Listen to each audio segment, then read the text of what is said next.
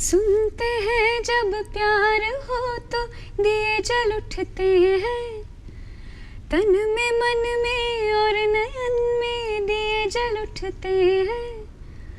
आजा पिया आजा, आजा पिया आजा हो, आजा पिया आजा तेरे ही लिए जलते दिए, बितानी तेरे साए में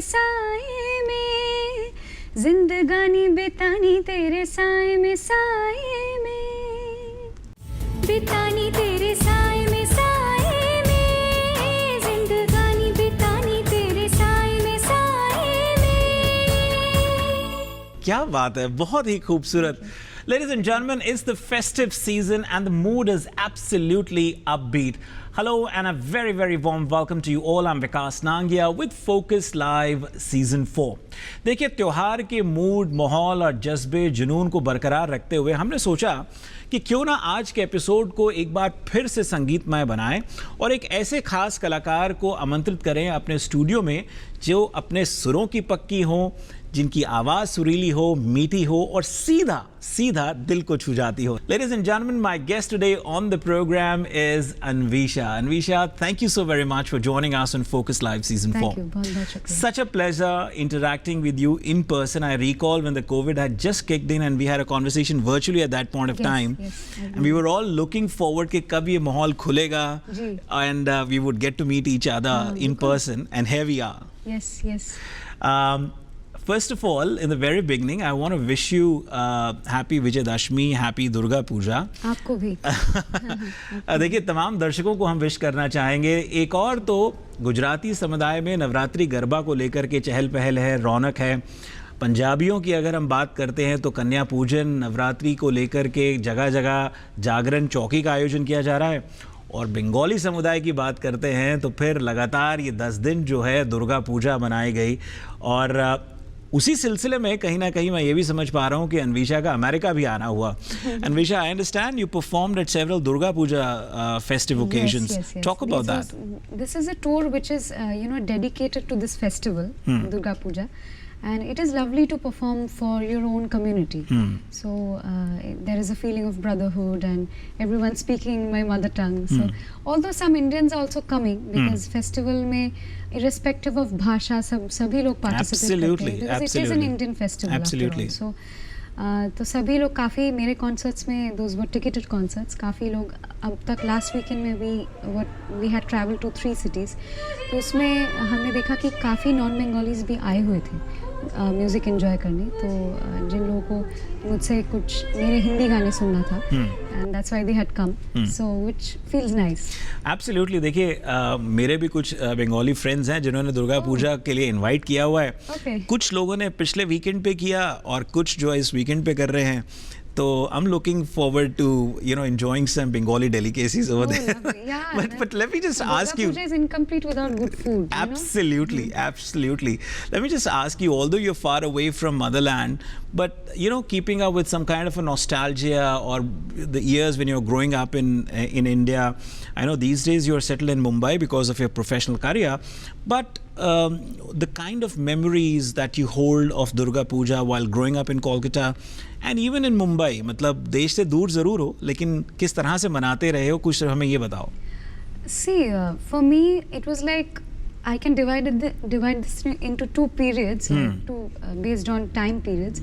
Like one starts when I became a professional artist. तब से जो समय शुरू हुआ, तब से I started performing in different cities, वो चाहे abroad हो या इंडिया में अलग अलग शहरों में हो, क्योंकि दिल्ली, हैदराबाद, बॉम्बे में भी बहुत there are big Durga Pujas happening. Sure. It's not as big as grand as Kolkata, obviously. There it's a regional thing. Right. But तो परफॉर्मेंस करते वक्त वो एक फील आता है कि लोगों को मुझे एंटरटेन करना है, so that's a responsibility. So then you can not really, आप इधर उधर जाके भटक नहीं सकते कि मैं थोड़ा खाती हूँ, एंजॉय करती हूँ. लेकिन बचपन में वो सीन अलग था. ऑब्वियसली एज अ चाइल्ड बड़े होकर थोड़ा सा I miss that. As a child वो you know my memory of Durga Puja is counting clothes. I be honest with you. Like मासी बुआ लोग जो देते थे मुझे, I used to count the clothes. I used to count अलग अलग से, लाइक टॉप अलग से और ट्राउजर अलग से. Right. So all of this fun used to happen. No, that's what the festive season is all about, you know, new clothes, sweets. And music, of course. And music, of course. We always have a tradition of releasing new songs during this season. भाई इसीलिए तो हमने बोला कि क्यों ना आज के कार्यक्रम का आगाज सुरों से किया जाए और इतनी मीठी और सुरीली आवाज से किया जाए, क्योंकि त्योहार से जुड़ा ये एपिसोड है. जी, जी. देखिए, माँ दुर्गा की बात चल रही है. दुर्गा पूजा के लिए आप अमेरिका आए हुए हैं. क्यों ना कुछ दो पंक्तियाँ उनको समर्पित हो जाएं आपकी ओर से. हिंदी में हो, बंगाली में हो, चलेगा. और फिर बातचीत को रफ्तार देते हैं. भवानी दयानी महावाक्यवाणी सुरनर मुनि जनमानि सकल बुध ज्ञानी भवानी दयानी भवानी जग जननी जग जानी महिषासुर मर्दिनी ज्वालामुखी चंडी ज्वालामुखी चंडी अमर पददानी भवानी दयानी महावाक्यवाणी सुरनर मुनि जनमानि सकल बुध ज्ञानी भवानी. बहुत बढ़िया, बहुत ही खूबसूरत. एक अच्छी तैयारी और एक सीजन्ड आर्टिस्ट मुझे आज अन्वेषा लग रही थी. और मैंने ये आज इसलिए शब्द का प्रयोग किया कि मेरे जहन में जब अन्वेषा आती है ना, तो मुझे अभी भी कहीं ना कहीं अमूल स्टार वॉइस वाली अन्वेषा ध्यान में आती है. Little one. ऑफ कोर्स मैं भी था, ऐसा नहीं कि बहुत बड़ा था. हम सब की उम्र धीरे धीरे बढ़ी है, लेकिन उसमें करीब दशक, 1-1.5 दशक की बात है. And the obvious question that I have for you is that back then and today when I am talking to you in person, I see there's a tremendous growth in your career. You today are a multilingual and a versatile singer. You know, that time you were singing the songs which were sung by other legends, iconic personalities. Yes. Today, not only that she's singing, she's writing as well, composing as well. So that's a tremendous growth in your career. From here on, we're going to break that up in bits and pieces and parts. And we'll talk about each aspect, you know, how things have unfolded in the career during the last decade and a half for you that you've been part of the industry now. तो ये थोड़ा सा इस बात को समझते हुए कि भाई रियलिटी शो से निकलने के बाद एक करियर बना. बहुत सारी फिल्मों में मैं समझ रहा हूँ आपने प्लेबैक सिंगिंग किया. इस्माइल दरबार, ए.आर. रहमान, जतिन पंडित, अच्छे म्यूज़िक कंपोजर्स के साथ काम किया. करियर जिस तरह से शेप अप कर चुका है या कर रहा है, एज एन आर्टिस्ट फुलफिलमेंट तो कभी नहीं होती और होनी भी नहीं चाहिए. लेकिन are you happy about how things are panning out for you? Yeah, I am happy.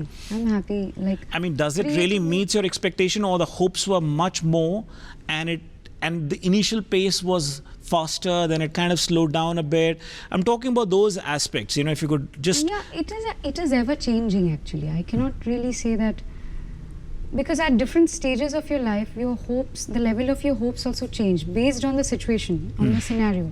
But also, I am a believer of this. Fact that we can create our own destiny. Sure. And as a creative person, right now I think it's a very good time because of the internet.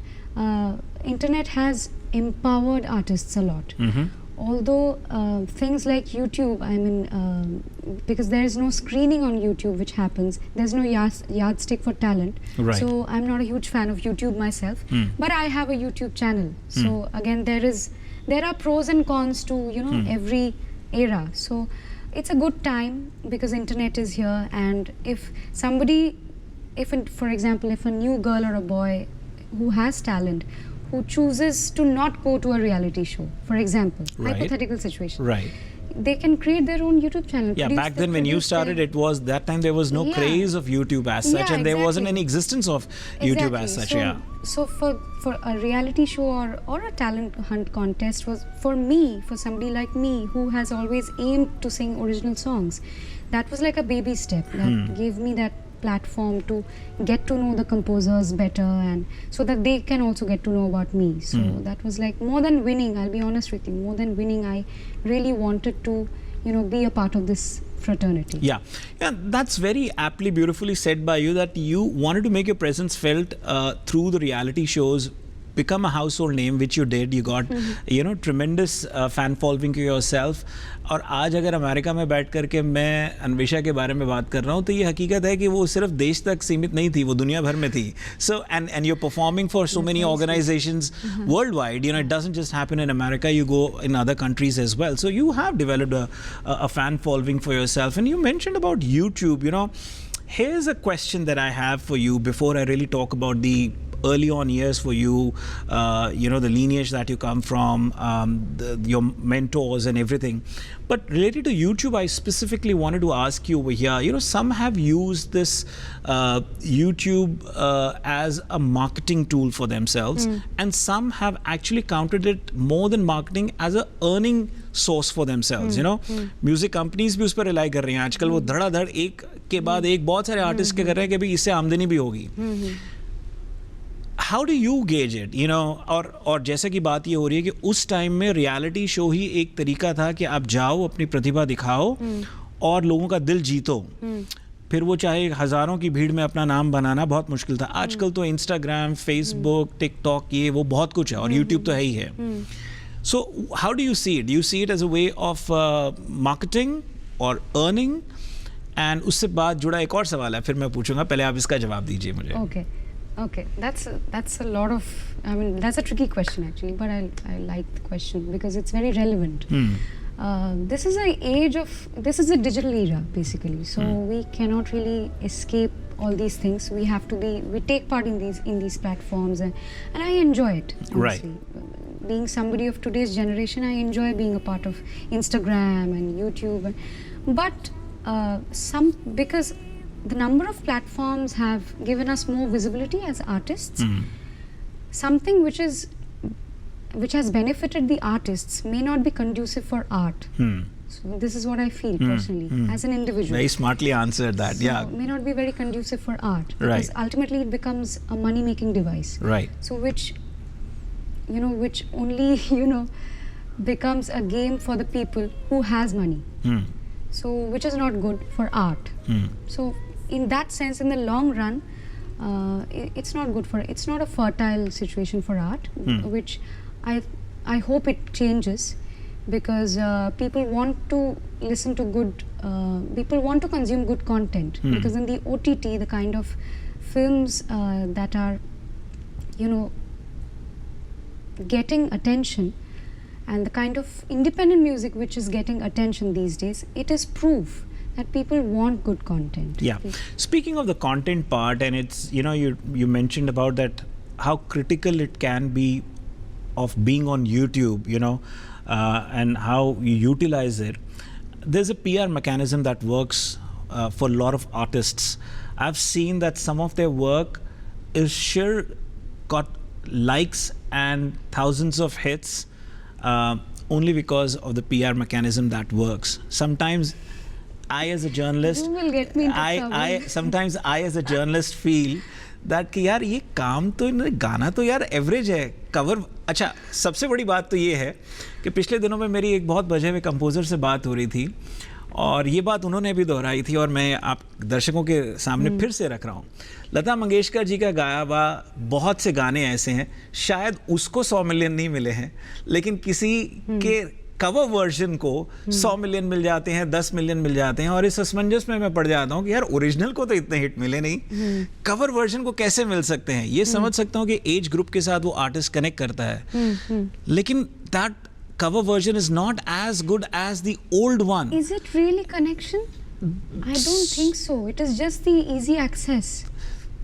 it's not connection of the consumer with the content all the time. It's just free. But मुझे ऐसा लगता है कि there is a availability of great PR mechanism which is working Yeah, towards obviously. promoting That it, is very true. That and is they are very just true. in the business of making sure that they get maximum number of thumbs and maximum number of likes. Yeah, that's And that can be very discouraging for the music industry and for the other artists true in the fraternity. musicians, Yeah, for the true, real, Yeah. genuine, जिन्होंने तैयारी करी है. That reaction I want to get from you. And I'm not trying to put you on spot, by the No, way. no, not at all, not at all. It's a fact. It's a fact, and I'm happy you asked it. On a serious note, I would like to answer that question. I think this can change if one thing changes. अगर फिर से पहले जिस तरह से लोग CDs खरीदते थे, कैसेट्स खरीदते थे, डिजिटली भी अगर लोगों को खरीदना पड़े म्यूजिक, या जैसे for movies and web series and all these stories, if we want to watch that we have to pay a subscription. तो सोच समझ के इन्वेस्ट तो करेंगे. हाँ, like in YouTube हम डायरेक्टली जाके म्यूजिक सुन लेते हैं या देख लेते हैं. तो आजकल तो लोग गाने देखते हैं ज़्यादातर. तो ये भी एक सवाल बनता है कि लोग देख रहे हैं, सुन कम so रहे I'm हैं. basically providing you all the You're giving me the lead. yeah. So but coming back to my response, so agar when you're paying for something, when you're paying for an experience, then you will choose the experience. You will not just watch anything or listen to anything, Right. because you value your money. Right. You've earned it. Money and time, both. Money and time, exactly. Right. Why will you waste your energy on something Right. which is not worth it? Right. So But I आजकल think वो नहीं है. it's a if you look across spectrum, कुछ लोगों का ये भी मानना है कि ये एक एस्पेक्ट है. दूसरा, अगर इसके प्रोज की बात करें तो ये भी लगता है कि बहुत सारे आर्टिस्ट जिनको पॉलिटिक्स और कई वजह से जो अपॉर्चुनिटी नहीं मिलती थी, these platforms have given them lot of- these are very empowering. they have given them great tools to them, which is very empowering to take their career to they the don't next. have to wait for like other musicians and Right. composers to notice them and Right. Right. make them a part of their. Right. अब जो आपने मुझे lead दे दी है वो भी मैं आपसे reaction चाहूँगा इससे पहले कि मैं पहला ब्रेक लूँ. The idea of enjoying the music not through ears but through eyes, that's really catching up. A lot of people want to see to enjoy the music. Now, that's not good for the music industry. It's like It can't be. it can't be. As an artist, how do you gauge that? I think the whole any audio experience, any good audio experience, not just music, even storytelling, it suffers these days. How many kids these days they read books? Because when we read, when we listen to something, when the experience doesn't have a visual, when it doesn't provide you a visual, then you are bound to think on your own, and everybody is finding their own perception of that story or maybe that song. So everybody has an individualistic experience, which is not happening. It's like a template these days. You're already providing it. Right. So the visual is there. It's also, again, the reason is, one major reason is YouTube. Well, it's time for us to take a quick short break over here. But before we really take a break, may I request you to lead us in a musical way? And, on the other side of the break, of course, I know one of your idols is Lata Mangeshkar ji, and you were deeply connected. Lata ji, Asha ji, you've been a great fan of their work, the songs that they have come up with.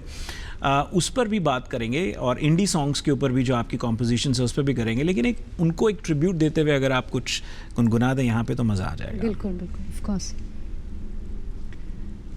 हमको मिली है आज ये घड़ियाँ नसीब से, जी भर के देख लीजिए हमको करीब से, फिर आपके नसीब में ये बात हो न हो,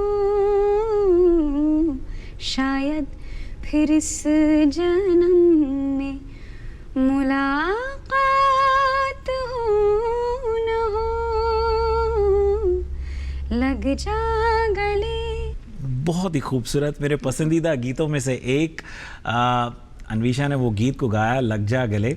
इस गीत से जुड़ा एक किस्सा भी है, वो भी आपको बताऊंगा. शायद अन्विशा को मालूम है या नहीं, मैं मगर आपसे ज़रूर साझा करना चाहूँगा on the other side of the break.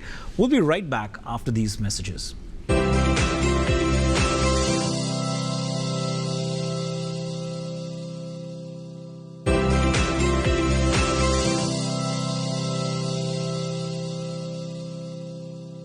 Break के बाद आप सभी दर्शकों का एक बार फिर से स्वागत। त्योहार का मौसम है, विजयदशमी, दुर्गा पूजा और तमाम त्योहारों के स्नेह सम्मेलन के बीच में आज एक अच्छे मधुर कलाकार के साथ हमारी बातचीत हो रही है। हमारे साथ अन्विशा है।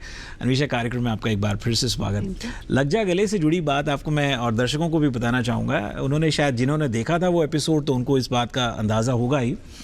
सिप्पी फिल्म से मेरी प्रवेश सिप्पी जी से बात हो रही थी। ये जो गीत है ये फिल्म में ओरिजिनली होना नहीं वाला था।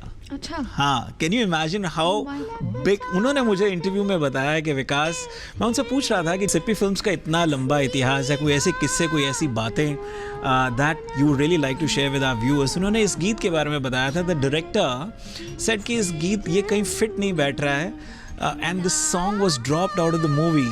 But the song was so melodious and the composition was so good, lyrics were so good. It was made to fit in the story. And look at the, you know, the classic it is. Rest you know. is history, yeah. I mean, it is a classic, you know. Of course. लग जा गले के फिर हंसी रात हो न हो, शायद फिर इस जन्म में मुलाकात हो न हो, लग जा गले। कौन सा ऐसा शख्स होगा जो लता जी का आज के बच्चे भी जानते हैं। Exactly. So this would have been a big miss if it was not part of the film.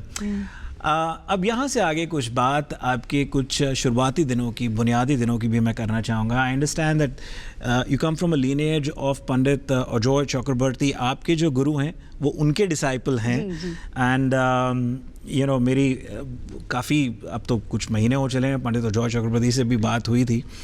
And he has amazing, brilliant artists who have sort of branched out, and then उनके disciple के disciples जैसे आप हैं, बहुत उम्दा का, he is like a Himalaya, and बहुत उम्दा काम हो रहा है। तो अपने कुछ बुनियादी दिनों के बारे में बताइए कि कैसा समय रहा, किन किन से सीखा, and how things made you reach from Kolkata to Mumbai.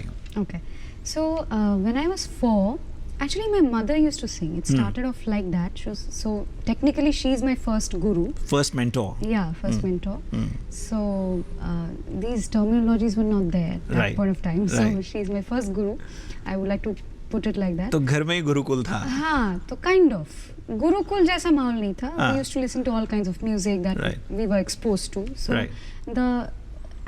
my parents, even my dad is a music lover, so that has also inspired me to naturally take interest in. वो कानसेन है। हाँ, कानसेन है, exactly. So that's a big thing actually, you know, being a good listener. Absolutely. If you don't have that at home, so I had that atmosphere. तो वो घर में ही माहौल था पहले से, और अलग-अलग, क्योंकि cassettes were in a phase of decline जब मैं पैदा हुई।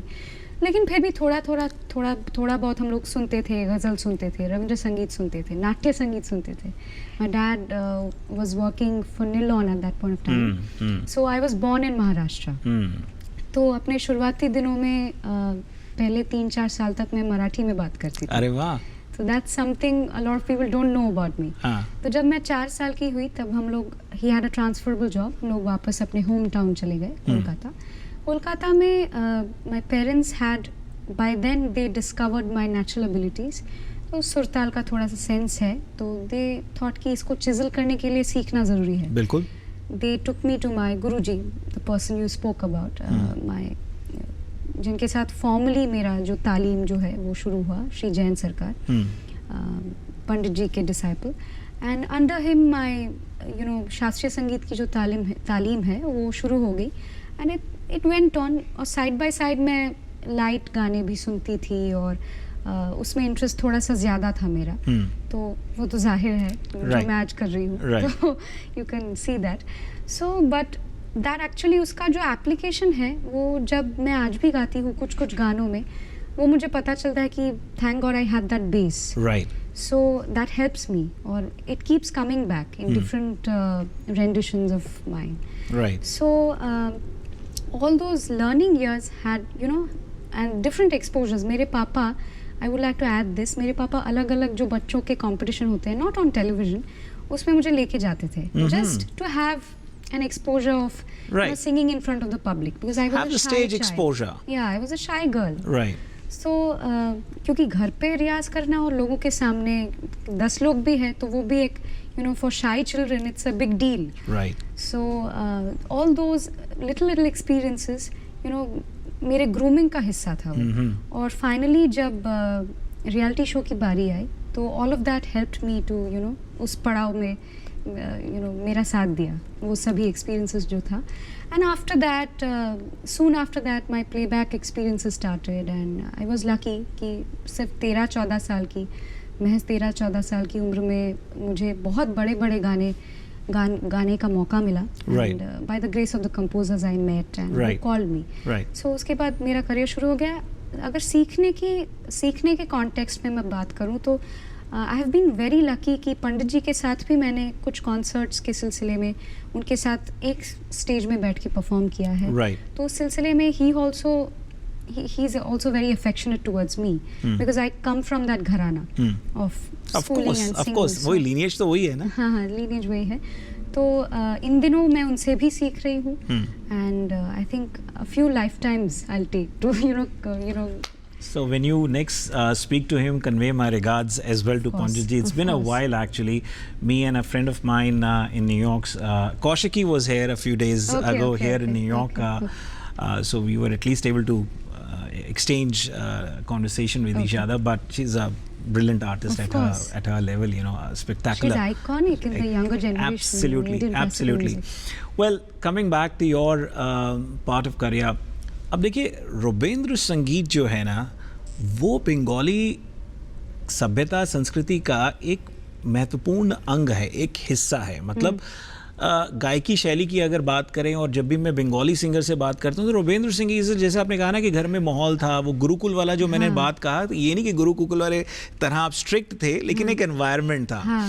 तो वो एक गुजारिश है कि बातचीत को थोड़ा आगे बढ़ाऊंगा और रुबेंद्र संगीत का अगर एक फ्लेवर आ जाए. देखिए मेरे जैसे जने को तो एकला चलो रे और ये सब थोड़े बहुत गाने याद हैं लेकिन अगर आप गाएं अपने अंदाज में तो मजा आएगा. ओके बिल्कुल.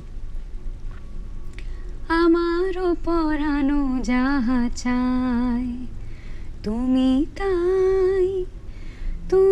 তাই গো আমারো পরানো যাহা চাই তোমা ছাড়া আর জগতে মোর কেহ নাই কিছু নাই গো আমারো পরানো যাহা চাই তুমি তাই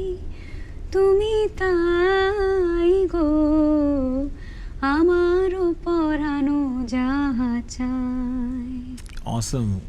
What melody, you are so blessed. Of course आपने अपने craft पे काम किया है but you're absolutely blessed with Tagore's compositions are magical. Amazing. They're magic actually. Now you mentioned about कि बचपन के 3-4 साल आप महाराष्ट्र में रही, मराठी सीखी और फिर आप कोलकाता चले गई.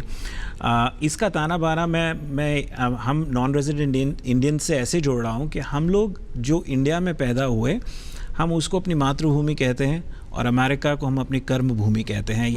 This is where we are earning our bread and butter, our livelihood actually. And so in your case I see that आपकी मातृभूमि एक तरीके से महाराष्ट्र हुई और फिर आपका पालन पोषण हुआ या ये भी कह सकता हूँ कि जो आपका पालन पोषण हुआ कोलकाता में हुआ वो भी एक तरह से आपकी मातृभूमि हुई लेकिन कर्म भूमि में आप वापस महाराष्ट्र अब पहुँच गई हैं. तो मराठी लैंग्वेज अभी भी आप बोलती हैं वहाँ पर या वो छूट गया सिलसिला? मराठी से मतलब मेरा बोलने का जो फ्लुएंसी था वो छूट गया लेकिन समझते आप समझ में आ जाता समझ अच्छा. Unless and until somebody speaks really fast then I will not be able to pick but I also understand that you've picked up on various other languages. You're a multilingual singer. I mean, you're singing in so many other languages. Speak those languages. And बड़ी बात यह है कि बहुत से लोगों को शायद एहसास नहीं होगा कि Southern Indian languages की हम बात करते हैं. For somebody who doesn't understand them, they all might just sound same like Telugu, Tamil or Kannada or Malayalam, but they're all very different. Yes, उनका accent only they get to know the difference. And then उसमें बंगाली तो थोड़ी सी अलग ही है. बंगाली क्योंकि मेरे कई friends हैं, गुजराती कुछ फ्रेंड्स हैं तो मैं समझ लेता हूँ लेकिन वो लैंग्वेजेस तो मैं बिल्कुल ही नहीं समझ पाता हूँ. बहरहाल सवाल ये कि इन लैंग्वेजेस को गाने के लिए, ये सवाल आपसे कई बार पूछा गया होगा कि जब आप तैयारी करते हो तो सिर्फ उस गीत की तैयारी करते हो या उस इमोशन, मतलब आपको उस लैंग्वेज में गाना है? एक तो आपको जरूर डायरेक्टर समझा दे होते होंगे कि भाई ये किस तरह का माहौल है, क्या है, मूड क्या है, उस हिसाब से आपको गायकी में भी इनैक्ट करना है।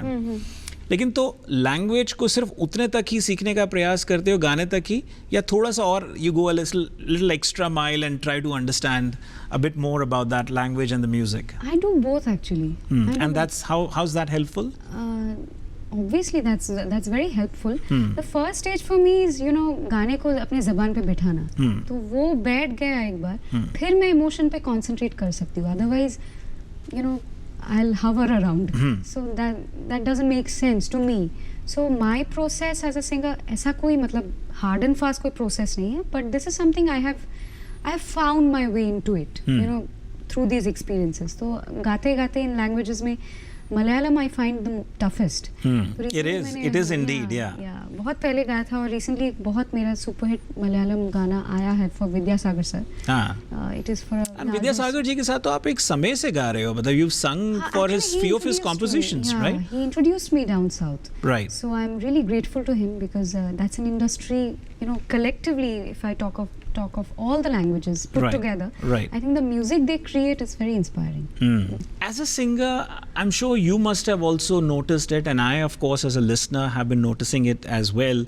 There's been a upswing of Southern Indian music, instrumentation, orchestration right now in Bollywood. Yes. Is there a specific reason for that? I mean, of course, Pushpa is one upfront example of that. एक सीधा उदाहरण है. उसके अलावा RRR की बात करें, KGF की बात करें, तो एक लहर है जो अभी Southern Indian music लोग अपने ही तरीके से अप्रिशिएट कर रहे हैं बॉलीवुड में. आपको भी लगता है ऐसा, और ऐसा क्या खास है जो लोग all of a sudden appreciate कर रहे हैं? मुझे लगता है कि पहले आई थिंक एक अलग अलग मतलब ऑडियंसेस में there were divisions, not everybody was exposed to everything. So अभी supposedly for a rural Indian, because of the internet, उसके हाथ में भी स्मार्टफोन है, तो उसमें भी वो he can watch a film of any language. Right. OTT में, प्लेटफॉर्म में वो एक वेब सीरीज भी देख सकता है, वो म्यूजिक यूट्यूब पे जाके कोई भी किसी भी आर्टिस्ट को सुन सकता है. You can listen to Adele also, for example. Right. तो कोई बाधा नहीं है, तो इसके वजह से मुझे लगता है कि it's a good time for, because लोग जो है consumers, they can choose according to their own liking. अगर मेरे पास इतना ही चीज़ अवेलेबल रहेगी तो उसमें मैं चूज़ करूँगी, अगर इतना सारा रहेगा तो उसमें मैं अपने हिसाब से चूज़ कर सकती हूँ. तो people are choosing according to their own liking and they are drifting towards that direction. So that is happening, right. I guess. वक्त एक और छोटे से ब्रेक का. ब्रेक के उस पार मैं अन्वेषा से जो है उनके सिंगर के साथ साथ सॉन्ग राइटर और कंपोज़र का जो पहलू जुड़ा है उस पर बातचीत करूंगा. कुछ इंडिपेंडेंट म्यूज़िक, उनकी एक एल्बम मिजाज इश्क और कोक स्टूडियो में उनका एक गीत है खामोशियाँ. मतलब ये कुछ गीत ऐसे हैं जो मेरे दिल के बहुत करीब हैं. आप में से बहुत से लोगों ने उन्हें सुना होगा, नहीं सुना होगा तो यहाँ से आगे वो आपकी प्लेलिस्ट में आ ही जाने वाले हैं. I can say it with full confidence. और ये भी कि अन्वेषा, ब्रेक के उस पार ये सेगमेंट को छोटा रखते हुए अगले सेगमेंट में मैं आपसे कुछ वो कंपोजर्स जिन्होंने आपको अपने करियर में बहुत मदद करी, जैसे प्रीतम, मैं समझ रहा हूँ गोलमाल रिटर्न से आपका सिलसिला बना, Jatin Lalit ji, AR Rahman, how these people have been instrumental in shaping up your career, इस पर बातचीत शुरू करेंगे और फिर अदर पहलुओं पर. We'll be right back after these messages.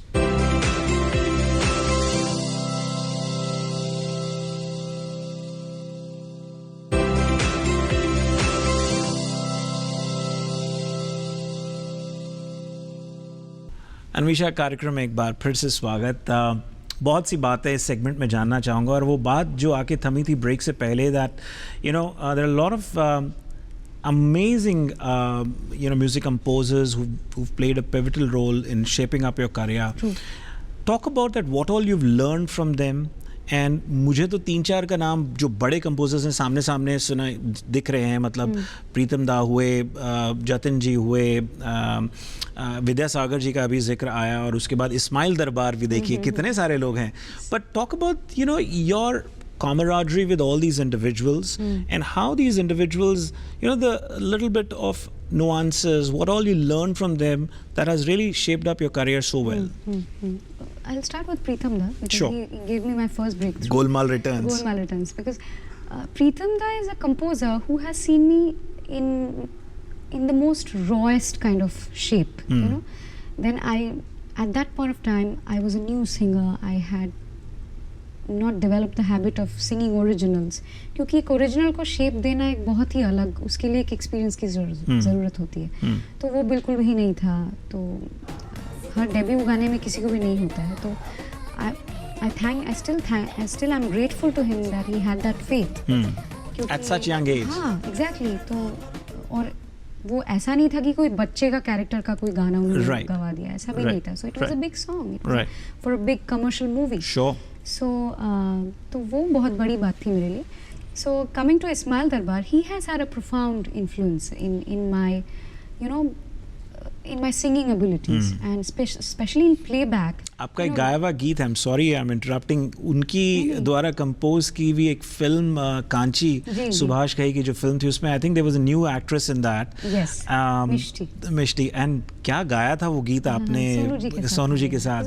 Oh my gosh, that's a great duet, you know, between you and Sonu Nigam. But please go ahead. Yeah. So because of Ismail sir, because I was about to mention the Kanchi song. Because of Ismail sir, तो उनके साथ काफ़ी you know, I look up to him as a musician. I always had a dream to work with these two Indian composers, A.R. Rahman and Ismail Darbar, both of them. तो जब उन्होंने मुझे पहले बुलाया, मैं 16 साल की थी, तब वो एक दूसरे गाने के लिए बुलाया था. तो वो कुछ भी कंपोज करते थे तो मुझे बुलाते थे. तो even to sing his scratches was like a challenge. तो वो भी उसमें so भी you've done scratches also for scratches come final songs, and those were like learning lessons for you, because I was just a kid. Correct. I didn't mind. You're able to be in that environment where a seasoned composer is telling you even to sing a scratch is like a learning process for you. So with him I learned all about the expression part of, you know, playback singing. Right. तो ये phase अब मैं ज़रूर जानना चाहूँगा कि singing के साथ साथ सॉन्ग राइटर और कंपोज़र का फेज़ कैसे बना, क्योंकि ये तो समझ आ रहा है मेरे को कि you know career was doing well, you were performing as a stage performer, entertainer, playback singing भी चल रहा था मुंबई के अलावा, और इन सब के साथ साथ बंगाली फिल्मों में भी you've garnered a great fan following, you've created a fantastic space for yourself. पर ये जो सॉन्ग राइटर और कंपोजर बनने का ये कहाँ से पंगा ले लिया, या ये कहूँगा कि क्रिएटिव पंगा ले लिया? Oh God, that's a strong word. Okay. I love that word. Okay. No, the creative panga why I'm saying is because this is how I feel. I've spoken to a lot of actors who have converted into director. And when I asked them, यार director बनने के बाद क्या तुम्हारे को as an actor काम मिलना कम हुआ? तो उन्होंने बोला कि हाँ यार बहुत फर्क पड़ा है. Because you see a lot of directors feel कि भाई अब तो ये तो खुद ही ये अब डायरेक्टर बन रहा है तो इसको हमारी क्या ज़रूरत है, और या फिर डायरेक्शन देते वक्त ये हमें सलाह देने लगेगा कि आप ऐसे करो वैसा करो. Now this is a open confession by a lot of actors who converted director.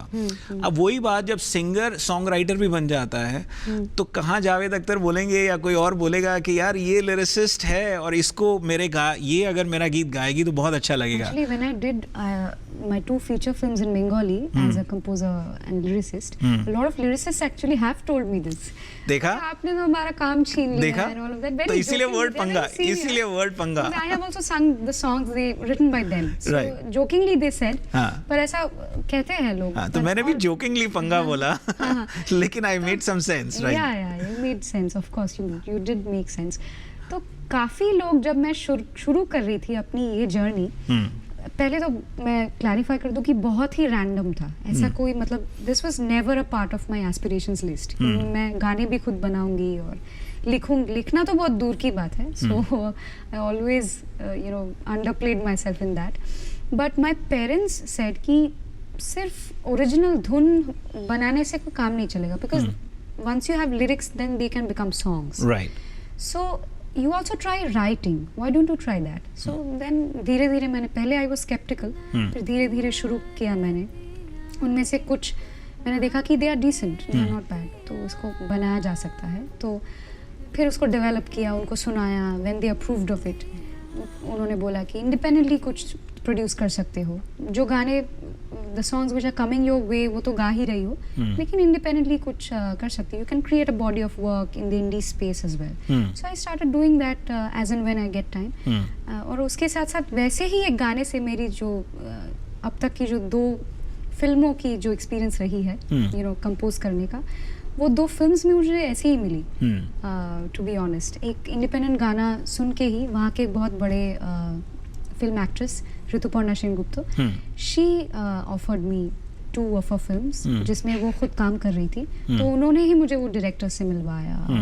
Then they also discovered कि अरे तू कंपोज करती है, हमें पता नहीं था. So then they were happy to listen to the compositions. उन्हें पसंद आया, उन्होंने पूरी फिल्म मुझे दे दी. तो इस तरह से काम होता गया. एंड फिल्म का इतना ज़्यादा कंपोज करने का अब तक का एक्सपीरियंस नहीं है, क्योंकि बहुत ज़्यादा फिल्में नहीं की है मैंने. I hope to do, but this whole, more than singing, I think this is a more creative Absolutely. Rituparna Singh Gupta has been on Focus Live twice, and I've had some wonderful conversations with her. As a matter of fact, जब वो अगली बार आएंगी तो मैं अन्वेषा के बारे में उनसे पूछूंगा. इससे पहले कि मैं बातचीत को और आगे बढ़ाऊं, सीतारमम के लिए आपको बहुत सारी शुभकामनाएं देना चाहता हूं. टाइटल ट्रैक बहुत लोकप्रिय हो रहा है, लोग सुन रहे हैं. और देखिए, मिजाज इश्क की बात करना चाहता था, वो भी गाने के लिए मैं बोलना चाहता, लेकिन अब यहाँ पहले सीतारमम का जो टाइटल ट्रैक है उसके लिए मैं चाहूँगा कि अगर आप 2 लाइनें गुनगुना दें, तो जिन्होंने नहीं सुना है वो भी इस गीत से जुड़ जाएंगे. सुन लेंगे, ऑफ कोर्स. सुन नहीं लेंगे, जुड़ जाएंगे, उनकी प्लेलिस्ट में आ जाएगा. हाँ, बिल्कुल. ओ सीता तेरा रहूंगा वादा है, इश्क मुझे थोड़ा नहीं है ज्यादा है. ओ रामा तुझे ही रब माना है, जन्मों जन्म तुझे ही मैंने पाना है. चेहरा तेरा मेरे सामने हो, मुझसे बोले मेरी ये नजर, दुनिया देखे मुझे सारी तुझ में, तेरा होने लगा जो असर. मैं हूँ तेरी तो है मेरा, सदियों तक यही लिखा होगा. ओ रामा तुझे ही रब माना है, जन्मों जन्म तुझे ही मैंने पाना है. दुनिया दिखे मुझे सारी तुझ में, तेरा होने लगा जो असर. मैं हूँ तेरी तू है मेरा, सदियों तक यही लिखा होगा. बहुत खूबसूरत. ये गीत को जब मैंने पहले भी सुना और आपसे अब मैं व्यक्तिगत स्तर पर भी सुन रहा हूँ, तो मुझे कहीं ना कहीं नई अन्वेषा की आवाज़ सुनाई दी. एक नई टोनल क्वालिटी लगी, कि एक नया ट्रेंड सा दिखा मुझे, कि जो आजकल इंडस्ट्री में, मैं पिछले दिनों में जावेद अली से भी बात कर रहा था, तो मुझे लगा कि जावेद भाई, श्रीवल्ली से आपकी एक नया जावेद अली सुनाई दिया. इसमें मुझे एक नई अन्वेषा सुनाई दे रही है. सवाल मेरा ये आपसे है कि कितना इम्पोर्टेंट है एक आर्टिस्ट के लिए बार बार अपनी आवाज़ में नई टोनल क्वालिटीज़ को लेकर के आना, और एक नए तरीके से अपने फैंस के. देखिए, एक तो होगा कि यार मेरा जब ठीक चल रहा है तो मैं why do I change it, you know, जैसे कई जगह पे लता जी ने, आशा जी ने, हाँ. और यहाँ अभी फेज ऐसा है कि you have to be innovative, you have to sound different. How do you see that part? Because they उस टाइम पे दौर ऐसा था कि they didn't have to compete with the YouTube sensations. We have to every day some new girl or boy is coming up, and चाहे उसके बाद कितने भी गाने आपने गाए हो, you are a competition, you know, with. मैं तो हैरान हो जाता हूँ जब कच्चा बादाम भी सेंसेशन बन जाता है. So you know, you can imagine the situation. So that's the situation. So that's very difficult. So every day you have to be in shape and you have to be in good health. And as a singer, जैसे आपने कहा कि जितने ज़्यादा आप exposed हो audience से, उतना ज़्यादा, मतलब उतनी जल्दी पॉसिबिलिटी ये है कि वो आपसे बोर हो जाएंगे. इसलिए बहुत ज़रूरी है कि जितने गाने आपके आ रहे हैं, कुछ मतलब अलग अलग गाने में गाने के हिसाब से अपना एक फ्लेवर डालते जाए, टेक्सचर वाइज कुछ एक्सपेरिमेंट करे, क्रिएटिवली कुछ नया उनको देते जाए. और ये यूट्यूबर्स वाली बात से ही It also depends on the, this is a very important point, कि a singer can, जैसे आपने जावेद अली की श्रीवल्ली की बात की, a singer can shine only with the backdrop of great composers. So it's very important. It's So very true. important. So true. Otherwise they can't. Absolutely, absolutely. You have to be surrounded by some of the people who are best at their They are work. like the canvas. They are the canvas. Exactly, exactly. या ये कहें कि maybe they are not the canvas, you are the canvas, but they are filling in the colors in the artist. You know, that's another way to किसी look at it. किसी भी तरीके से इस बात को रख सकते हैं, लेकिन आपकी प्रतिभा को वो तराश करके लाते हैं. That's the best thing. You're so true. And YouTubers की क्योंकि आपने बात करी, that leads me to the last question and perhaps the independent, and here comes the, you know, मिजाज इश्क also and खामोशियाँ, दोनों को एक मिडली स्टाइल में सुन लूँगा. हालांकि दो अलग अलग चीज़ें हैं, लेकिन क्योंकि वो दोनों मेरे अजीज़ हैं तो वो ज़रना लाजमी है कि ये YouTubers के साथ you know, to make sure that you're matching up with their skill set, you know, और वो एक जो एक कैटेगरी निकल के आती है वो है इंडिपेंडेंट म्यूजिक की. And I see that happening with lot of playback singers that they are not keeping themselves confined. Earlier they used to take immense pride in saying that, you know what, I am a playback singer. Now a lot of artists would say, don't call me as playback singer, just call me as a performer, because I'm not just doing playback singing only. That's a confinement, Rather a lot of my songs which have shaped my career, they are actually independent songs. How do you see? You're Like counting somebody more. like Kailash Kher. Yeah, and he was also on the program just about few days ago. My gosh, all the names that this is just happening, you know. He was here in August, you know, we had him, he was here in New York and we had a great conversation. Okay. But you're absolutely right, you know, his career has shaped up less on as a playback singer, but more as an independent. Yeah. Do you see that happening with you? Not as much, I'll be honest. Not as much, because this is a different time and the trends keep changing and it depends on कि आप किस time पे किस दौर में आ रहे हो. तो जिस दौर में मैं आई, it's like a transition phase कि लोग independent music भी थोड़ा थोड़ा सुनना चालू किया है, थोड़ा सुन रहे हैं. People react to my compositions on my YouTube channel, तो उससे मुझे पता चलता है. The you know comment section से. कमेंट सेक्शन की बात आई तो एक कमेंट मैं पढ़ रहा था आपका, कहीं पे मैं कुछ वीडियो देख रहा था. एक जगह पे किसी ने कंपैरिजन करा हुआ था श्रेया घोषाल से, और एक जगह पे किसी ने कंपैरिजन में ऐसा लिखा हुआ था sad that she came right after Shreya Ghoshal and things like that, you know. ये कमेंट्स किस तरह से इफेक्ट करते हैं? Some well wisher maybe. I look at it like उन्होंने अपना कीमती वक्त ज़ाया किया है comment करने में मेरे चैनल को, and the more comments I get, my channel will grow. So I look at it like that. So that's how it affects me. Cool. Let's wrap up this conversation with Mizaj Ishq and a bit about your Coke Studio song. धीरे से तेरा वो कानों में कुछ कह जाना,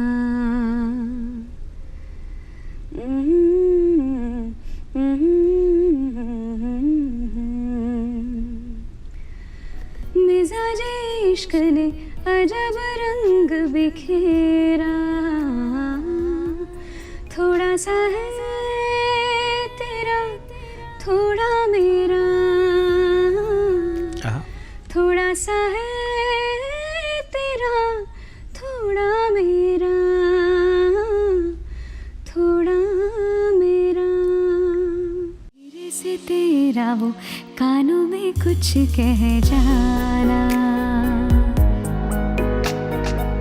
सर्द सांसों का गर्म यूं हो जाना,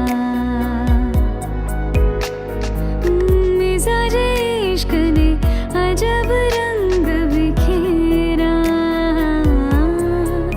थोड़ा सा है तेरा थोड़ा मेरा, बेनाम सी ख्वाहिशें आवाज ना मिले, बंदिशें क्यों ख्वाब पे परवाज ना मिले, जाने है पर माने दिल ना तू ना मेरे लिए, बेबसी पुकार रही है